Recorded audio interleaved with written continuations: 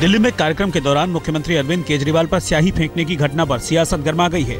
दिल्ली के छत्रसाल स्टेडियम में odd even पर आयोजित कार्यक्रम के दौरान भावना अरोड़ा नाम की एक लड़की ने केजरीवाल पर स्याही फेंकी थी।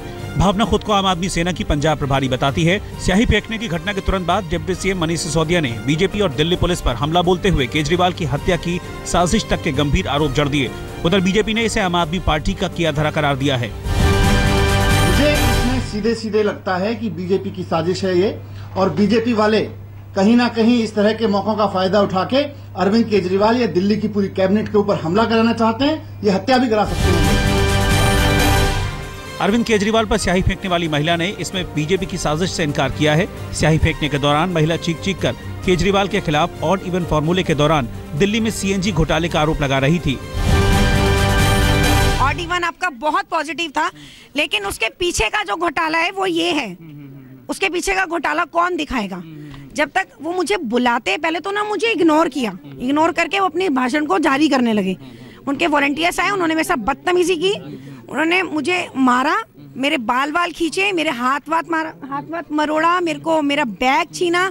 उसके बाद उन्होंने मुझसे बात करने नहीं दी। जब वो लोग वहाँ पे बदतमीजी पर आए, तब जाके मैंने उन पे काली शाई फेंकी। दिल्ली के मुख्यमंत्री अरविंद केजरीवाल पर स्याही फेंकने वाली भावना अरोड़ा के परिवार वालों का कहना है कि उन्हें भावना पर गर्व है। परिवार वालों का कहना है कि भावना ने देश के सामने सच्चाई लाने के लिए कदम उठाया है। कोई झूठ अत्याचार बर्दाश्त नहीं कर सकती। मुझे अपनी बेटी के ऊपर गर्व है कि अगर ऐसी लड़कियां 2-4 और हो जाएं तो देश का कल्याण हो।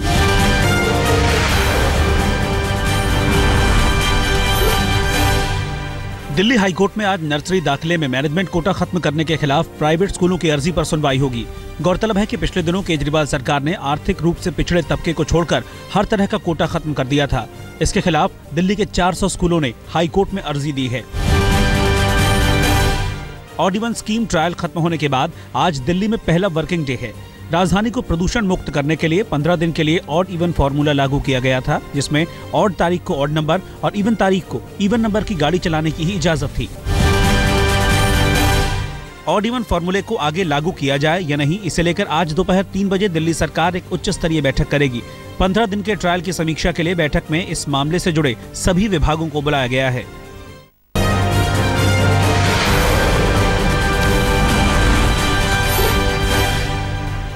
गुरदासपुर के एसपी सलविंदर सिंह के लाई डिटेक्टर टेस्ट के लिए आज एनआईए दिल्ली कोर्ट से गुहार लगाएगी।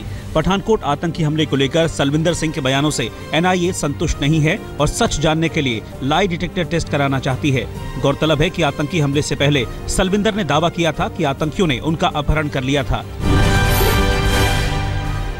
केरल के सबरीमाला मंदिर में महिलाओं के प्रवेश के खिलाफ याचिका पर आज सुप्रीम कोर्ट में सुनवाई होगी। यंग लॉयर एसोसिएशन की तरफ से 2006 में सबरीमाला अयप्पा मंदिर में 10 से 50 साल की उम्र की महिलाओं को प्रवेश पर पाबंदी को लेकर सुप्रीम कोर्ट में याचिका दाखिल की गई थी। कुछ दिन पहले सुप्रीम कोर्ट ने मंदिर प्रशासन पर सवाल उठाया था कि आखिर मंदिर में इस तरह के प्रवेश पर पाबंदी कैसे लगाई जा सकती है जब तक मंदिर को संवैधानिक अधिकार प्राप्त नहीं हो। प्रधानमंत्री नरेंद्र मोदी आज 2 दिन की पहली सिक्किम यात्रा पर गैंगटॉक पहुंचेंगे। पीएम मोदी आज सिक्किम ऑर्गेनिक फेस्टिवल का उद्घाटन करेंगे। सिक्किम करीब 75,000 हेक्टेयर भूमि पर जैविक खेती कर देश का पहला पूर्ण जैविक राज्य बन गया है। आज प्रधानमंत्री मोदी गैंगटॉक में होने वाले सतत कृषि सम्मेलन में इसकी औपचारिक घोषणा करेंगे।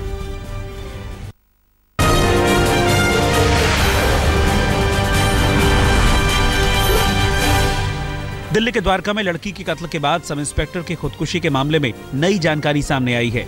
जानकारी के मुताबिक एसआई विजेंद्र और निक्की के बीच पहले प्रेम संबंध था। बाद में निक्की ने उस पर रेप का केस किया था। पुलिस के दबाव के चलते लड़की ने विजेंद्र से वीडियो पर माफीनामा लेकर शिकायत वापस ले ली थी। आरोप है कि इसी वीडियो के जरिए निक्की विजेंद्र पर दबाव बना रही थी और उसी वीडियो को हासिल करने के लिए विजेंद्र ने पहले निक्की को मारा और फिर खुदकुशी कर ली। दिल्ली के गीता कॉलोनी इलाके में पुलिस ने 4 चेन स्नैचर्स को गिरफ्तार किया है। पुलिस ने सीसीटीवी फुटेज के आधार पर बदमाशों की बाइक की पहचान की और फिर घेराबंदी कर उन्हें पकड़ लिया। इस गैंग का लीडर फरहान है, जो वारदात को अंजाम देने के लिए पहले बाइक की चोरी करता था और फिर अकेली जा रही महिलाओं को शिकार बनाता था। दक्षिणी दिल्ली के घिटोरनी इलाके में कुलदीप नाम के 25 साल के युवक की दिन दहाड़े गोली मारकर हत्या कर दी गई। बताया जा रहा है कि कुलदीप का पैसे को लेकर किसी से झगड़ा था। पुलिस ने इस मामले में एक युवक को हिरासत में लिया है और उससे पूछताछ कर रही है। पूर्वी दिल्ली में एटीएम से पैसा उड़ाने के आरोपी 2 भाइयों में पुलिस ने एक पंकज यादव को गिरफ्तार कर लिया है। पुलिस के मुताबिक एटीएम में पैसा भरने वाली SIS कंपनी में काम करने वाले पंकज ने एटीएम से 34 लाख रुपए उड़ाए थे। बताया जा रहा है कि मामले की भनक लगने के बाद जब कंपनी ने उससे पैसे मांगे तो उसने एटीएम में पैसा डालने वाली एक अन्य कंपनी में काम करने वाले अपने भाई शंकर से मदद मांगी। आरोप है कि भाई की मदद के लिए शंकर ने अलग अलग एटीएम से 65 लाख रुपए उड़ाए और भाई को 34 लाख रुपए देकर बाकी पैसे अपने साथ लेकर फरार हो गया। हैदराबाद यूनिवर्सिटी के छात्र रोहित वेमुला की खुदकुशी के विरोध में दिल्ली के जवाहरलाल नेहरू यूनिवर्सिटी में छात्रों ने प्रदर्शन किया। प्रदर्शनकारी छात्रों ने रोहित की खुदकुशी को राजनीतिक करार दिया। गौरतलब है कि पिछले साल अगस्त में छात्रों के गुट पर हमला करने के आरोप में रोहित और उसके 4 साथियों को निष्कासित कर दिया गया था। बताया जाता है कि इसी से परेशान होकर रोहित ने खुदकुशी कर ली।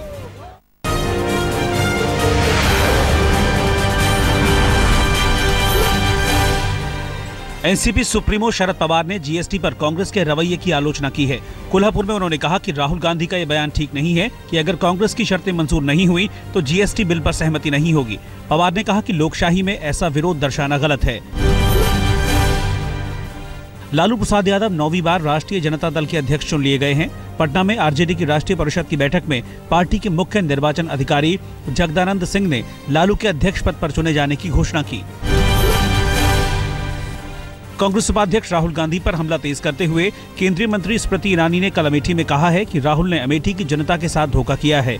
स्मृति ने कहा कि राहुल बार बार कहते हैं कि ये मेरा परिवार है, लेकिन परिवार को विकास से वंचित रखा। परिजन होने की क्या यही परिभाषा है?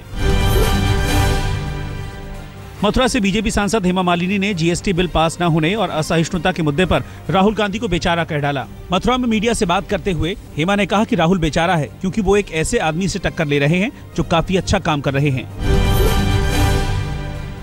पाकिस्तानी गजल गायक गुलाम अली को लेकर मुंबई में फिर सियासत गर्मा गई है। ताजा विवाद हुआ है एनसीपी के विधायक जितेंद्र अवहाद के ट्वीट से।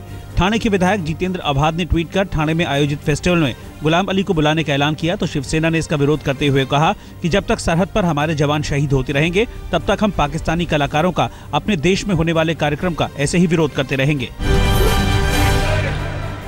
केरल के कोझिकोड में शिवसेना कार्यकर्ताओं ने गुलाम अली के कार्यक्रम के खिलाफ प्रदर्शन किया। बाद में पुलिस ने प्रदर्शनकारियों को हिरासत में ले लिया। गौरतलब है कि कल शाम पाकिस्तानी गजल गायक का कोझिकोड में कार्यक्रम था। इससे पहले 15 जनवरी को त्रिवेंद्रम में उनका कार्यक्रम हुआ था। तमिलनाडु ने AIADMK के पूर्व मुख्यमंत्री MG रामचंद्रन की 99वीं जयंती मनाई। पार्टी के संस्थापक की याद में चेन्नई में कई कार्यक्रम आयोजित किए गए। इस मौके पर MGR के हमशक्ल TR कैलाशम लोगों के आकर्षण का केंद्र रहे। गोवा के बीजेपी सांसद माइकल लोबो को पुणे MIT के इंडियन स्टूडेंट यूथ पार्लियामेंट ने आदर्श युवा विधायक पुरस्कार देने का ऐलान किया है। लोबो ने इस बारे में खुद जानकारी देते हुए बताया कि 27 जनवरी को भारतीय छात्र संसद के 6ठे कॉन्क्लेव में उन्हें ये पुरस्कार दिया जाएगा। केंद्रीय जेल फतेहगढ़ में बंद बनारस के विधायक अजय राय ने अपनी सुरक्षा को लेकर चिंता जताई है। पेशी पर बनारस जाते समय जेल से बाहर पत्रकारों से बातचीत में अजय राय ने कहा कि जेल के अंदर वो खुद को सुरक्षित महसूस नहीं कर रहे हैं।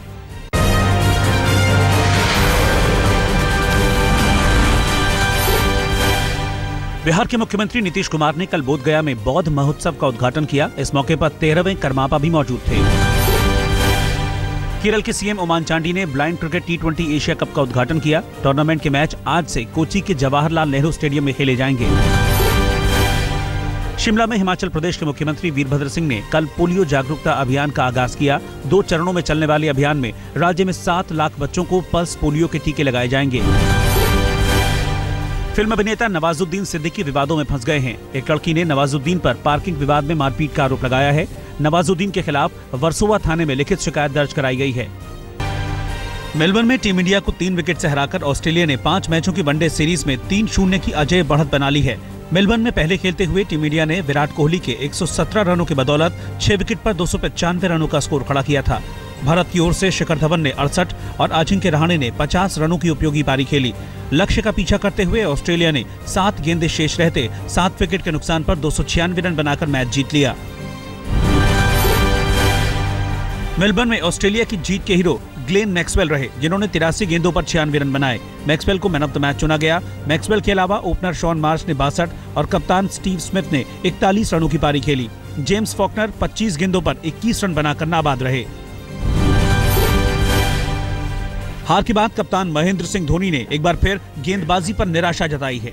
It's not about the leader, I am there, somebody else will come, but what's more important to see, the areas where we are lacking, what are the departments, which has to improve, especially when it comes to in the shorter format, and I feel it's the bowling department. Melbourne में अपनी शतकीय पारी के दौरान विराट कोहली ने one day में सबसे तेज 7,000 run पूरे करने का रिकॉर्ड बनाया। विराट कोहली ने सिर्फ 161 पारियों में 7,000 वनडे रन पूरे किए। पिछला रिकॉर्ड दक्षिण अफ्रीका के एबी डिविलियर्स का है, जिन्होंने 166 पारियों में ये उपलब्धि पाई थी। मंत्री सुषमा स्वराज ने रमाला के अल-कुद यूनिवर्सिटी में इंडिया फिलिस्तीन डिजिटल एंड इनोवेशन सेंटर का उद्घाटन किया। इस मौके पर सुषमा ने कहा कि फिलिस्तीनी लोगों के साथ सद्भावना, फिलिस्तीनी हितों और राष्ट्र निर्माण में मदद फिलिस्तीन के प्रति भारत के नजरिए का सार तत्व है। रमाला में सुषमा ने फिलिस्तीनी राष्ट्रपति महमूद अब्बास और विदेश मंत्री रियाद अल मालिकी से भी मुलाकात की। यमन के शहर अदन में सुसाइड कार बॉम्ब हमले में 4 लोगों की मौत हो गई। ब्लास्ट में कई लोगों के घायल होने की भी खबर है। कार बॉम्ब ब्लास्ट अदन के सुरक्षा निदेशक के घर के बाहर हुआ। इराकी फौज ने रमादी से सैकड़ों लोगों को सुरक्षित बाहर निकाल लिया है। ये लोग इस्लामिक स्टेट के आतंकियों के बीच फंस गए थे। इन्हें 10 दिनों से खाना पीना भी नहीं मिला था। तूफान ने अमेरिका के फ्लोरिडा में भारी तबाही मचाई है। फ्लोरिडा के टेम्पा और सिस्टा इलाके में कई घरों की छतें तूफान में उड़ गईं। इसमें 2 लोगों की जान चली गई, जबकि 4 बच्चे जख्मी हो गए। रोमानिया में भारी बर्फबारी से आफत आ गई है। बर्फबारी से ट्रेन के अलावा दर्जनों सड़कें जाम हो गई हैं। इसकी वजह से बुखारेस्ट और पास के इलाकों के स्कूलों को बंद कर दिया गया है। हांगकांग में 270 कुत्ते और उनके मालिकों ने एक साथ योग कर वर्ल्ड रिकॉर्ड बनाया।